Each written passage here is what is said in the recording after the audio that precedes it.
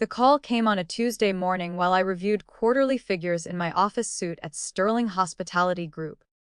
My assistant's voice buzzed through the intercom. Elegant Events is on line 1. I pressed accept, curious. We rarely worked with Elegant Events. They were competitors who happened to host one of our premium venues. A woman's voice, rehearsed and polished, came through. Good morning, Mrs. Sterling. I hope I'm not interrupting anything important. I was instructed to call regarding the Henderson Miller wedding. I waited. Before we continue, she said, her tone coolly professional, I was asked to remind you that the couple is aiming for a refined and respectable atmosphere. They'd appreciate avoiding any elements that might detract from that vision.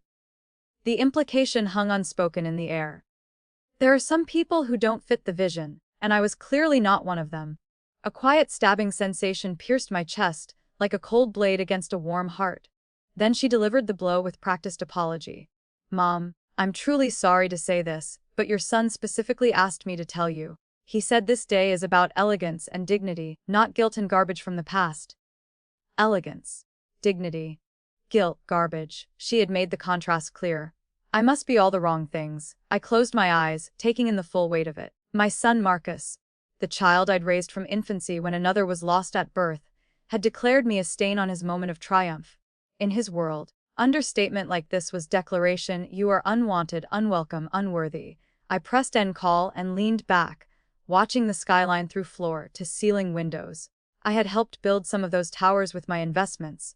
I had poured my life savings into this city, its hotels, banquet halls, transportation fleets, all under Sterling Hospitality Group, the company I founded when my husband's illness forced me into the workforce. I'd built it piece by piece to fund my son's future, only to be pushed aside the moment my money had done its work. In the window's reflection, I saw a woman past 60. No hair tinted, no surgery, no whisper of luxury. Yet I recognized the quiet bones of someone who had refused to vanish. I had never expected acknowledgement, only presence. That morning, presence wasn't enough. I thought of the 200,000 I'd withdrawn from medical savings and retirement, the same amount I'd raised by selling my husband's last heirlooms. Marcus had insisted he couldn't be shamed by others for lack of funds. He'd cried on the phone if this wedding fell apart, he would lose her, lose everything. I wrote the check without condition, without fanfare. Never told the board, never made a speech. I let it surface silently from my private account, funding elegance while bearing no trace of my name. Now I understood I was only as present as the eyes that saw me, and he had thrown me out. I pressed the intercom. Resume the board meeting, I told my assistant. She nodded and closed the door. I turned back to projections. Revenue was climbing steadily. Sterling Hospitality was cash positive. I dipped my pen in ink, tapped it gently, then let it sit. Nothing else moved inside me. I let the silence gather, let the city hum through my windows. My presence was protest enough. On the wall behind me hung a framed photograph of the first banquet hall I'd purchased 20 years ago. When Marcus was 11, I'd refused to let him feel poor among classmates. We'd transformed it into our flagship venue. Now it would host the Henderson Miller reception without me. I pictured empty chairs, floral arrangements I'd approved that morning, wait staff in uniforms we supplied. Every vendor owed their presence to me. Yet the guest of honor would not be welcome. That's when I decided I would no longer pay for invisibility. I drafted an email to my operations manager, Caitlin, send them the invoice for cancellation. Process refunds for all guests. I am keeping the 200,000 deposit. Then I hit send. That email wasn't just an order. It was a breaking point. 3 minutes later, the board meeting resumed while contractors quietly began canceling orders. Templates went out, refunds processed. A wedding worth $500,000 evaporated from our calendar, and the only person who knew everything was the one who refused to host it. Power is often silent. I had never needed validation. What I needed was acknowledgement. When that doesn't come, quiet closure can be more effective than the warmest embrace. 2 hours later, the phone rang again. Marcus's voice came through, sharp and cold. You just can't help yourself, can you? He began without preamble. This is exactly why I didn't want you there, Mom. You suck the joy out of every room you enter. His voice had become a weapon. Trash doesn't belong at the table just because it once bought the meal. I hung up without a word, letting disconnection amplify the finality of his sentiment. 8 years earlier, I drafted an agreement 20% of Sterling Hospitality Group. $30 million in shares was to be his wedding gift. Signed and notarized, lying untouched in my drawer. I'd believed a mother's greatest gift is doing what must be done without trumpets. That promise died the moment he called me trash. I retrieved the document and tore it piece by piece, watching ink-stained fragments flutter to the carpet like scattered dreams. No ceremony, no announcement. The goodbye was in the shredding. A soft knock interrupted my thoughts.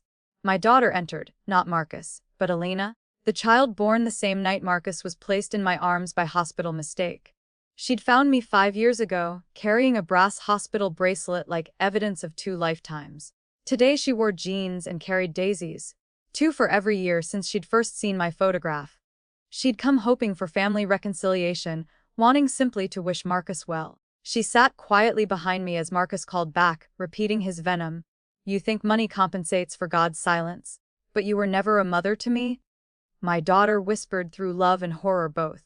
I can't speak for you, Mom. Let me be your voice. She stepped into view of the security camera to join the call. Her tone remained steady. He has no right to speak for me. Then she hung up. That single act, 2 daughters in defiance of one man's cruelty, did more than tears or threats could have. I offered her the contract fragments. 20%, I said. Signed 6 years ago, but promises are only as good as the people who keep them. She looked at me with pride I'd never known, took the pieces carefully, and tucked them in her pocket. Thank you for trusting me. We walked to the window together. She rested her shoulder against mine as I felt the pulse of the city beneath our feet. The same skyline I'd watched when the planner first called. In that moment, I felt the weight of being uninvited, the price of visibility, and the cost of stepping out of invisibility. My heart didn't break, it expanded. I called Caitlin back. I said calmly. Wedding venue, flowers, catering, transportation, everything. But ma'am, you're not the bride or groom, she stammered. I waited. Then replied, Elegant Events. Silence. Sterling Event Holdings, correct? And who owns Sterling Event Holdings? I continued. Sterling Hospitality Group. Another pause. I had no idea, she whispered. Send cancellation notices to all vendors. Issue refunds for accommodations and services. Forward the invoice to the Henderson, Miller family minus the $200 in deposit. They keep that as cancellation fee. The commands echoed through my organization like dominoes. Rehearsal dinner canceled, limousine reservations dropped, catering halls freed, floral installations halted. The entire wedding infrastructure collapsed with the weight of one decision. I remained seated, hands folded. I didn't cry or gloat. Power doesn't need applause. By evening, planners scrambled to rebook elsewhere. They found no space. The logistics were unwound, the delay insurmountable. The Henderson Millers faced harsh decisions in a week of unprepared stress. But that wasn't my crisis to witness. That was a world I chose to recede from. The exposure required no spectacle, it unfolded through absence. Social media showed empty chairs, silent stages, confused guests. Vendors posted anonymously. Something big went down. Sterling CEO pulled the plug. The local newspaper ran a dry headline, Elegant Events Wedding Cancelled Suddenly. One accurate line read, Sources say the architect of the cancellation was the mother of the groom, also CEO of the hospitality corporation underwriting the event. Nobody quoted me. The exposure was mechanical, not theatrical. Event professionals debated online, who has the real power in wedding planning. Comments praised the unnamed mother's restraint. It was a corporate decision, not an emotional one, said one post, liked by hundreds. No franchises, no hashtags, no viral drama. Commerce had discovered justice through transactions and terms. 2 weeks later, in a private dining room at our flagship venue, Marcus sat across from me with his wife and my ex-husband. Elena sat beside me, calm and resolute. We're sorry, his wife began, tears in her eyes. I believed him about you and never asked questions. I should have spoken up. My ex-husband's voice shook. I apologize for letting pride blind me. I didn't see you, only what our son wanted to believe. Marcus finally spoke haltingly. I thought I was protecting success, but I protected nothing. I hurt you. Why didn't you ever tell us who you were? I looked at him without malice. Because if you loved me, you would have invited me without knowing. You didn't need confirmation, you needed love and presence. After acknowledging their apologies, I turned to Alana. You may grow this company however you wish. Your brother's seat is vacant. It's yours now. She nodded, understanding the weight of the moment. In my small Queens apartment that night, I sat beside my decades-old cactus with a cup of tea. I opened the cancellation invoice Caitlin had sent, neatly itemized with her note. Your instructions were clear, Mom. I apologize this had to end this way. I placed it beside my husband's wedding photo. I felt no regret, only resolution. In the morning, I would write Elena about inheritance trusts. She would come with daisies, asking for nothing more than to stand beside me. I would give her the contract fragments and ask her to place them in my desk drawer.